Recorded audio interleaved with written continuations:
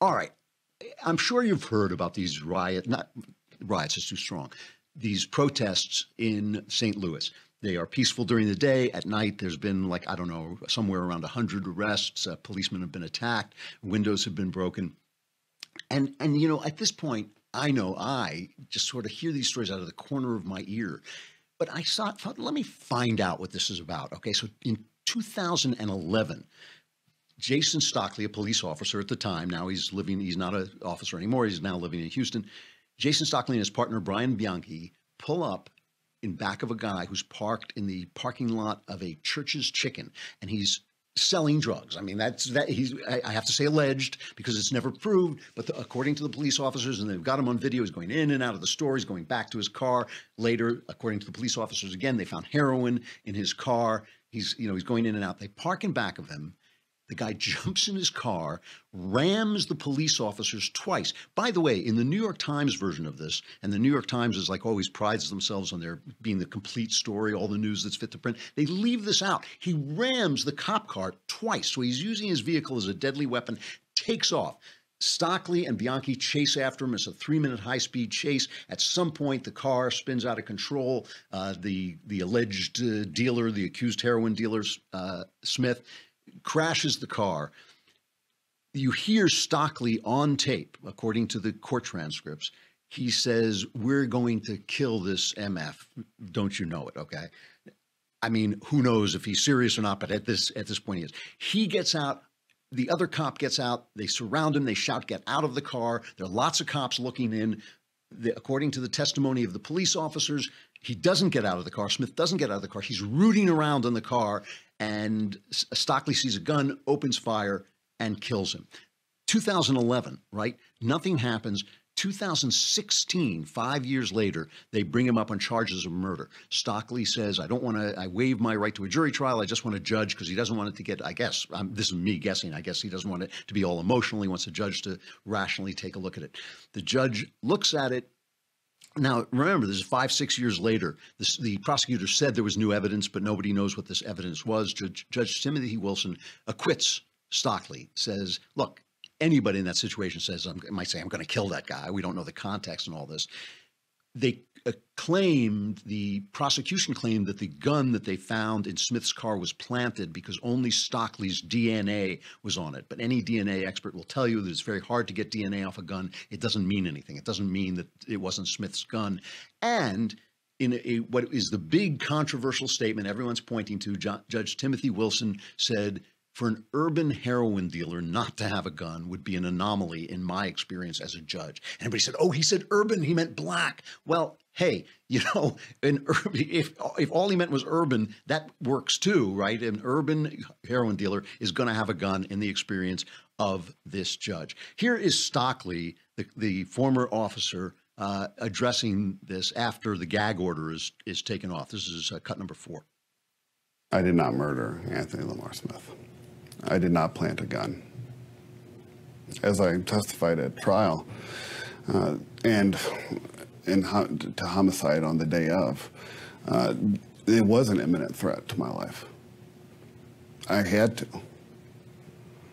The taking of a life is the most significant thing that one can do, and it's not something that is done lightly, and it's not something that should ever be celebrated, and it's just a horrible experience altogether. But sometimes it's necessary. Okay, and he goes on to talk about the fact that when a guy is resisting arrest, it always looks bad. And I know this from experience. I've seen a lot of arrests. I've been around a lot of cops.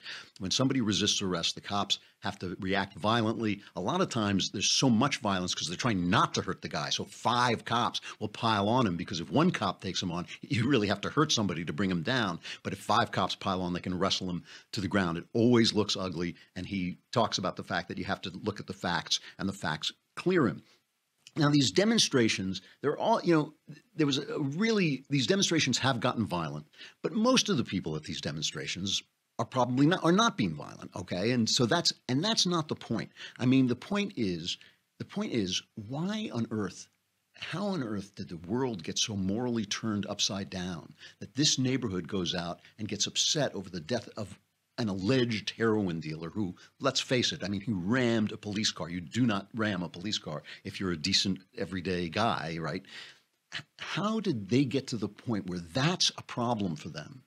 Okay.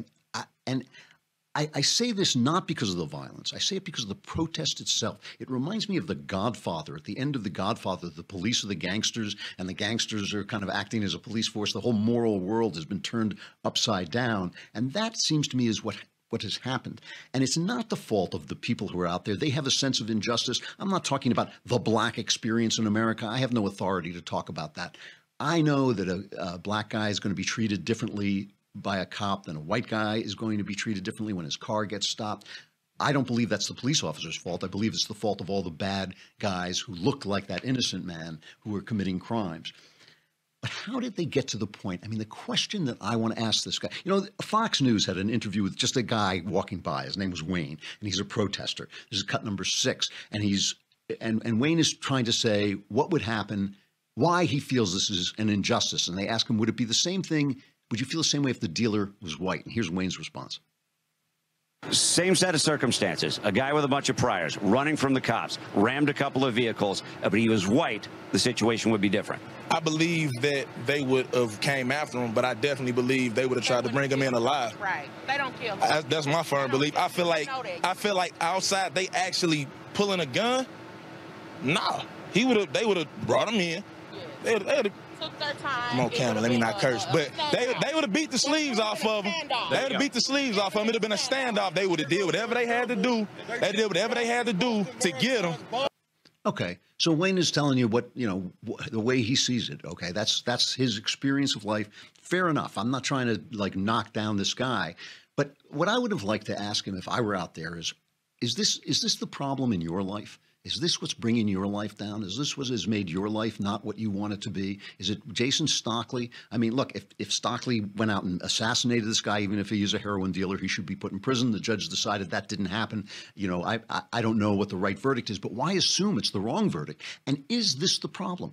Are the police the problem in your neighborhood? Are they really the problem? You know, is that really what's going on? I just feel this is not the problem of the individuals out there, but their leaders and the press who sell a bill of goods that is essentially racist, that if a white cop shoots a black guy, then somehow that is a racial incident because of the color of the people's skin. It's racism straight up, as our friends on the left like to say. That is racism straight up. And this is it's a human thing to, when you see, look, let's say you are an oppressed person. You're working in the fields, and the guy who's oppressing you is sitting on the veranda of his plantation. You're going to say, like, whatever that guy's doing is working, whatever I'm doing is not working, and you're going to adopt his values. And that's what I feel a lot of these people have done with the help from our friends on the left and with the help of the press. They've said, look, racism worked for these people. Now you adopt it, and it's going to work for you. But it doesn't work that way. It doesn't work that way. I cannot believe that people are out on the streets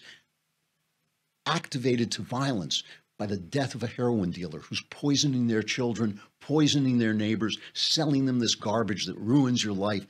A cop shot him. Okay, yeah, explore that. Of course you should. But that's the problem in your life. It is just stupid. And there's nobody saying it. There's nobody saying the entire premise of this protest is wrong. They're all saying, well, it's not as violent as people are saying. It's not. I don't care if it's violent or not. Obviously, it shouldn't be violent. They have the right to protest, but they're protesting something stupid. And they ought to take a different look at their lives. And their leaders, their pastors, their activists, and the press ought to help them take that look.